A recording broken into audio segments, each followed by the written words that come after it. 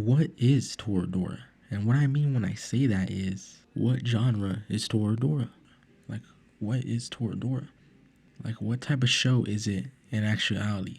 It always does get thrown around as this, like, romance, just a cute romance.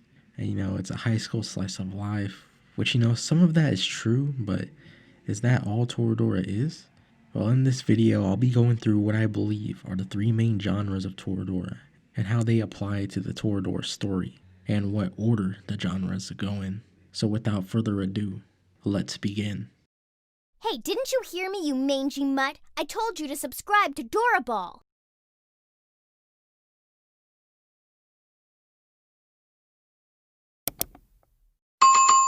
So how this video is going to go is, I'm going to list the three genres of Toradora, and we're going to discuss what is the first primary genre of Toradora, the secondary genre of Toradora, and what is the third genre of Toradora. So the first one we're going to discuss is if Toradora is a slice of life comedy. So let's first define what slice of life is. Slice of life, the word slice usually comes from part. So slice equals part. So basically what slice of life means is part of life.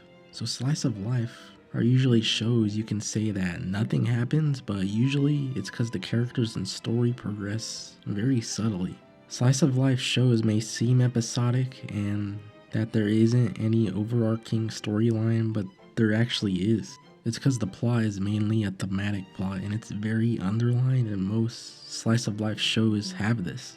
One example of this is from my favorite slice of life anime, K-On! It may seem episodic and it may not seem like it has a plot, but the underlying plot of K-On! Is how the five main characters find themselves in the light music club, and how they learn that the light music club really isn't about the light music and that it's about the people in the light music club. So that is how a slice of life anime looks. Does that apply to Toradora?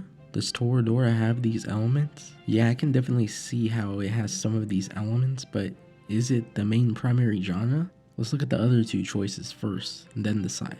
So the next genre that a lot of people who analyze the show may consider Toradora as is a character drama. Is Toradora a character drama? To briefly explain what a character drama is, a character drama is a show that focuses on the main cast and how they develop. And after seeing that definition, you can very well see how Toradora is very applicable to this. Toradora is a very character-centric show because all five of the main characters go through their own character arcs. So Toradora could be considered a character drama. If you go through each of the five main characters, you can see that each character goes through their own thematic arc. Minori has her own pursuit of happiness arc.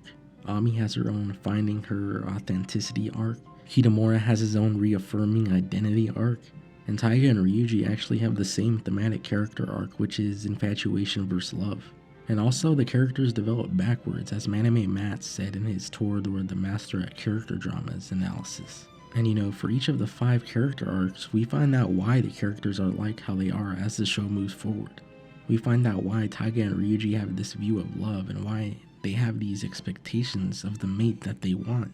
We see as the show progresses, Ryuji is someone who is very insecure, and we see why he is very insecure because of his home life. Due to his insecurity of how he looks, he wants someone like Minori because of her energetic aura. With Taiga, she is someone who really hasn't been loved, so as you can see, their past gets revealed as the show progresses. And the interesting thing is that they don't get revealed by flashbacks or backstories.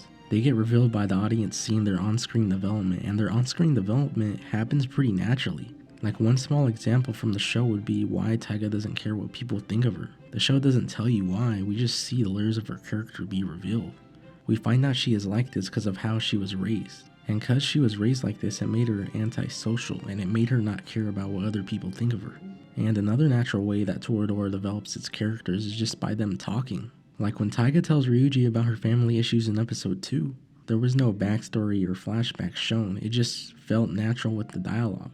The convo felt very natural, like it happened naturally, like they were actually having a natural conversation. So yeah, for these reasons, Toradora can definitely be considered a character drama. But is a character drama the main primary genre of Toradora?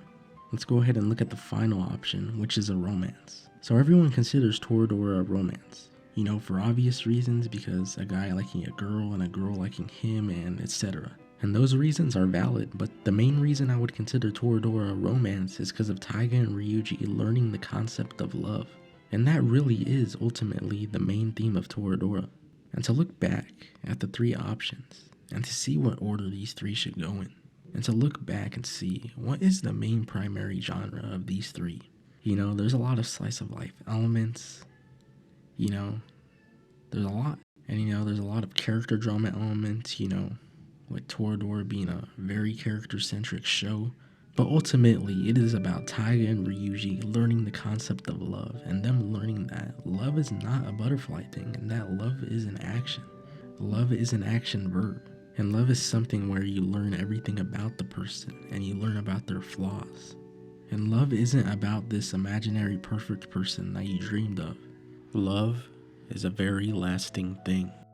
And to end off this video, may I say, love is very present in Taiga and Ryuji's relationship. Thank you guys for watching. Let me know in the comments what you guys thought of this video, and check out some of my other videos if you want. And again, thank you guys for all the support, and I'll see you guys in the next video.